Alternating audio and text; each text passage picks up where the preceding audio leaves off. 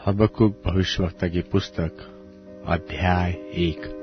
हबक्कुक भविष्यवक्ता की पुस्तक अध्याय 1।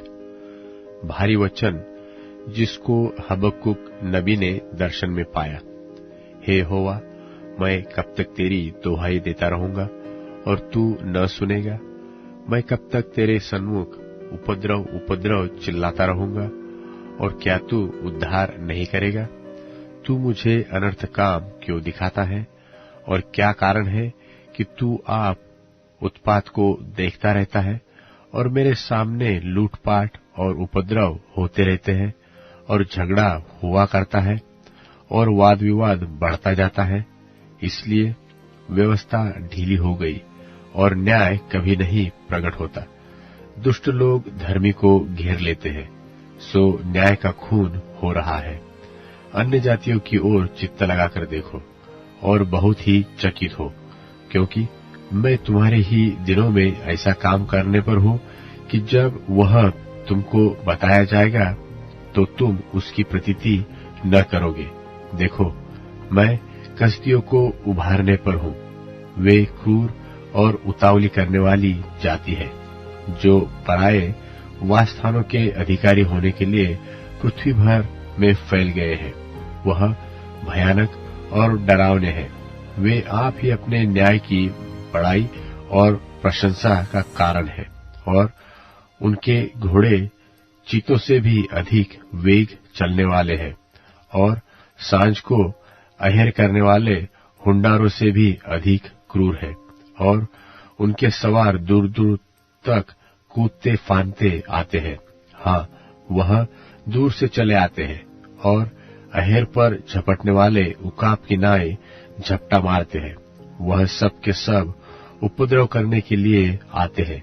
वे मुंह सामने की ओर किए हुए सीधे बढ़ते चले आते हैं, और वे बंधुओं को बालू के किनकों के समान बटोरते हैं, और वह राजाओं को ठट्ठों में उड़ाते और हाकिमों का उपहास करते हैं। वह सब दृढ़ गढ़ों को तुच्छ जानते हैं, क्योंकि वह दमदमा बांधकर उसको जीत लेते हैं। तब वह वायु की नाई चलते और मर्यादा छोड़कर दोषी ठहरते हैं, क्योंकि उनका बल ही उनका देवता है।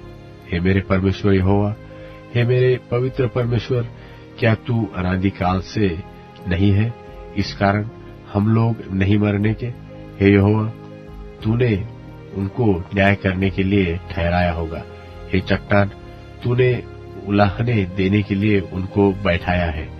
तेरी आंखें ऐसी शुद्ध है कि तू बुराई को देख ही नहीं सकता और उत्पात को देखकर चुप नहीं रह सकता। फिर तू विश्वासघातियों को क्यों देखता रहता? और जब दुष्ट उसको जो निर्दोष है निगल जाता है, तब तू क्यों चुप रहता है?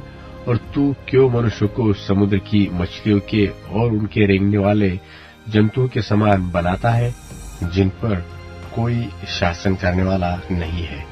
वह उन सब मनुष्यों को बंसी से पकड़कर उठा लेते और जाल में घसीट लेते और महाजाल में फंसा लेते हैं। इस कारण वह आनंदित और मगन है। इसी कारण वह अपने जाल के सामने बलि चढ़ाते और अपने महाजाल के आगे धूप जलाते हैं, क्योंकि इन्हीं के द्वारा उनका भाग पुष्ट होता और उनका भोजन चिकना होता है। परंतु क्या वह इस कारण जाल को खाली करने और जाति जाति के लोगों को लगातार निर्दयता से घात करने से हाथ न रोकेंगे? हबक्कुक भविष्यवक्ता की पुस्तक अध्याय 2। हबक्कुक भविष्यवक्ता की पुस्तक अध्याय 2। मैं अपने पहरे पर खड़ा रहूंगा और गुम्मट पर चढ़कर ठहरा रहूंगा और ताकता रहूंगा कि देखो कि मुझसे वह क्या कहेगा, और मैं अपने दिए हुए उल्हाने के विषय क्या उत्तर दूं। यहोवा ने मुझसे कहा, दर्शन की बातें लिख दे, वरन पटियाओं पर साफ साफ लिख दे, ताकि दौड़ते हुए भी वे सहज से पढ़ी जाए, क्योंकि इस दर्शन की बात नियत समय में पूरी होने वाली है। वरन इसके पूरे होने का समय वेग से आता है और इसमें धोखा न होगा। चाहे इसमें विलंब हो तो भी उसकी बाट जोहते रहना, क्योंकि वह निश्चय पूरी होगी और इसमें देर न होगी। देख, उसका मन फुला हुआ है, उसका मन सीधा नहीं है, परंतु धर्मी अपने विश्वास के द्वारा जीवित रहेगा। फिर दाख मधु से धोखा होता है। अहंकारी पुरुष घर में नहीं रहता और उसकी लालसा अधोलोक किसी पूरी नहीं होती, और मृत्यु की नाई उसका पेट नहीं भरता। अर्थात वह सब जातियों को अपने पास खींच लेता और सब देशों के लोगों को अपने पास इकट्ठे कर रखता है।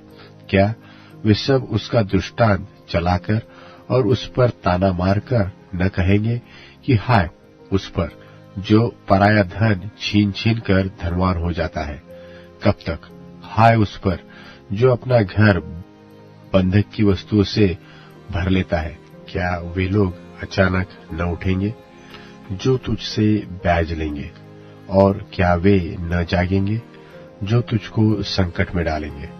और क्या तू उनसे लूटा न जाएगा?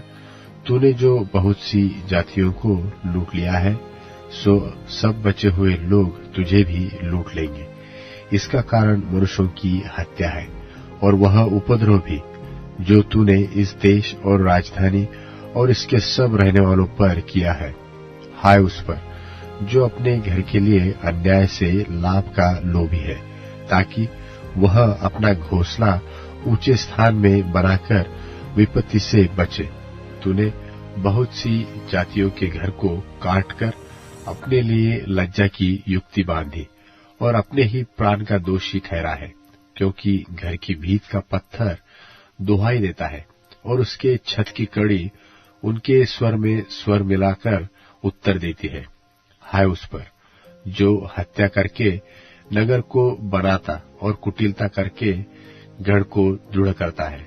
देखो, क्या यह सेनाओं के यहोवा की ओर से नहीं होता कि देश देश के लोग परिश्रम तो करते हैं, परंतु वह आग का कौर होते हैं, और राज्य राज्य के लोगों का परिश्रम व्यर्थ ही ठहरेगा, क्योंकि पृथ्वी यहोवा की महिमा के ज्ञान से ऐसी भर जाएगी जैसे समुद्र जल से भर जाता है।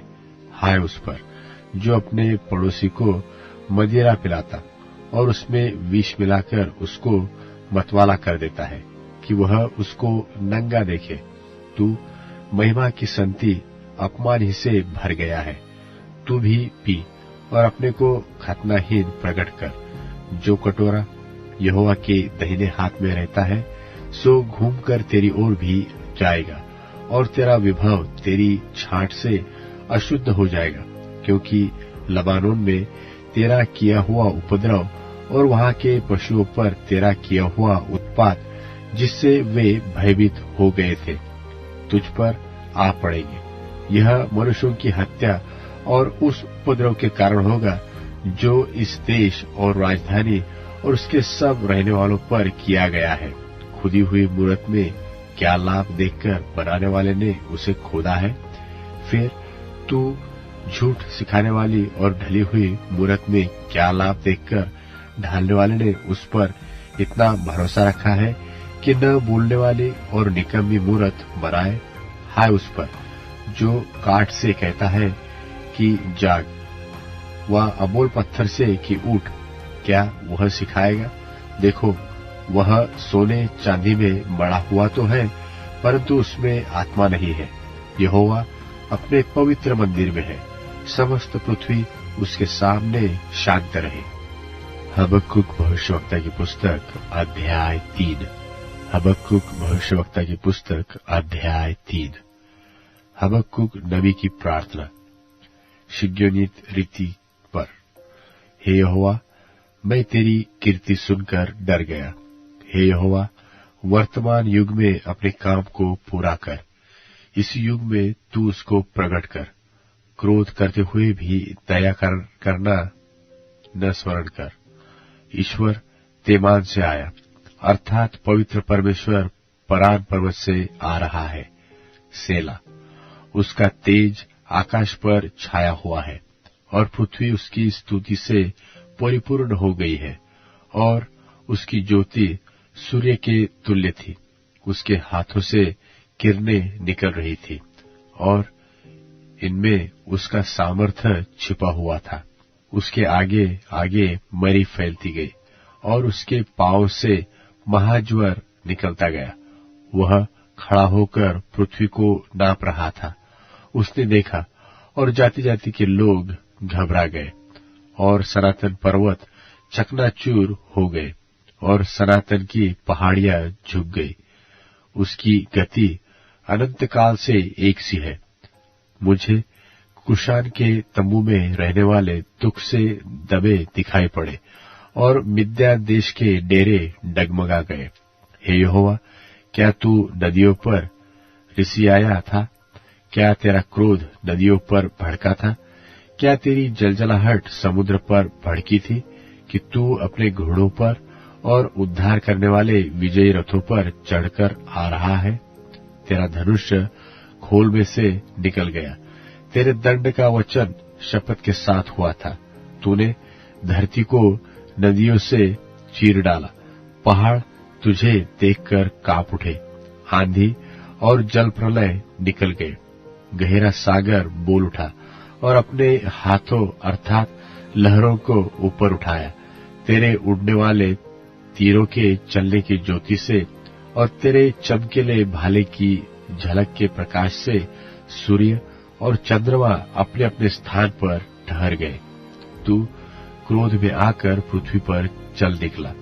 तूने जाति जाति को क्रोध से नाश किया, और तू अपनी प्रजा के उद्धार के लिए निकला। हाँ, अपने अभिषिक्त के संग होकर उद्धार के लिए निकला। तूने दुष्ट के घर के सिर को घायल करके उसके गले तक नेव को नंगा कर दिया। तूने उसके योद्धाओं के सिर को उसी की बर्छी से छेदा है। वे मुझको तितर बितर करने के लिए बवंडर की आंधी की नाई तो आए, और दीन लोगों को घात लगाकर मार डालने की आशा से आनंदित थे। तू अपने घोड़ों पर सवार होकर समुद्र से, हाँ, जल प्रलय से पार हो गया। यह सब सुनते ही मेरा कलेजा कांप उठा। मेरे ओठ थरथराने लगे, मेरी हड्डियां सड़ने लगी, और मैं खड़े खड़े कांपने लगा, ताकि मैं उस दिन की बाट शांति से जोहता रहूं जब दल बांधकर प्रजा चढ़ाई करे। क्योंकि चाहे अंजीर के वृक्षों में फूल न फूले और न दाखलताओं में फल लगे, और जलपाई के वृक्ष से केवल धोखा खाया जाए, और खेतों में अन्न न उपजे, और न तो भेड़शालाओं में भेड़ बकरियां रह जाए, और न थानों में गाय बैल, तो भी मैं यहोवा के कारण आनंदित और मगन रहूंगा, और अपने उद्धारकर्ता परमेश्वर के हेतु अति प्रसन्न रहूंगा। यहोवा परमेश्वर मेरा बलमूल है, और वह मेरे पांव हरिणों के समान बना देता है, और मुझको मेरे ऊंचे स्थानों पर चलाता है।